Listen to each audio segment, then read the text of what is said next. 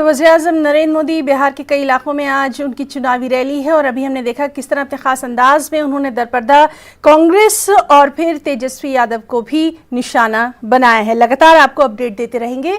एक और अहम खबर, आज रियासत कर्नाटक का 65वां यौम तासीस है। हर साल 1 नवंबर को कन्नड़ राज्योत्सव के तौर पर इसे मनाया जाता है। यौम तासीस के मौके पर वज़ीर आला येदियुरप्पा ने रियासत के अवाम को मुबारकबाद दी। कोरोना की वजह से कहीं भी किसी बड़ी तकरीब का इनेकाद नहीं किया जा रहा। 1 नवंबर 1956 में रियासत कर्नाटक की अदसर नौ तश्कील अमल में आई थी। 1973 तक ये रियासत मैसूर के नाम से जानी जाती थी। उस वक्त के वज़ीर आला आंजहानी देवराज उसने मैसूर का नाम बदलकर कर्नाटक रखा। 1 नवंबर 1973 से रियासत मैसूर को कर्नाटक का नाम दिया गया। दूसरी जानिब वज़ीर-ए-आज़म नरेंद्र मोदी ने भी कर्नाटक के अवाम को आज के दिन की मुबारकबाद दी और कहा कि मैं कर्नाटक के अवाम की सेहत और उनकी खुशहाली के लिए दुआ करता हूँ।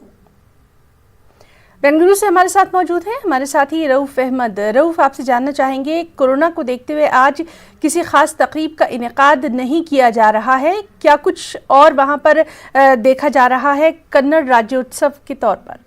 जी देखिए, रियासत कर्नाटक में आज यौम तासीस मनाया जा रहा है। कर्नाटक राज्योत्सव इस नाम से ये जश्न मनाया जाता है।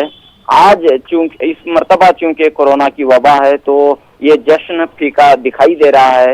कहीं भी जो है जुलूस निकाले नहीं गए हैं, सिर्फ इजलास मुख्तसर तादाद के साथ, अफराद की तादाद के साथ इजलास मुनक्कद हुए हैं। बेंगलोर के कंटीरवा स्टेडियम में वजीर आला ने मरकजी तकरीब का इफ्तिताह किया है और ये पैगाम दिया है कि ये रियासत जो मौजूदा चैलेंज है, कोरोना की बीमारी का जो मौजूदा चैलेंज है, उस पर फतह हासिल करेगी।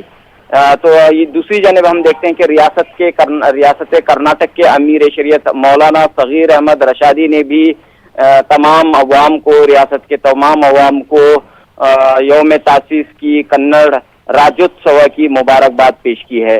और ये बात मौलाना सगीर अहमद रशादी ने अपने पैगाम में कही है कि रियासत कर्नाटक में मुसलमान चैन और सुकून के साथ रहते हुए आ रहे हैं। जी, तो बहरहाल आज वहाँ पर किस तरह से कर्नाटक का ये जो उत्सव है वो मनाया जाएगा, उस पर भी लगातार नजर बनी हुई है। बहुत बहुत शुक्रिया आपका तमाम तर तफसीलात के लिए।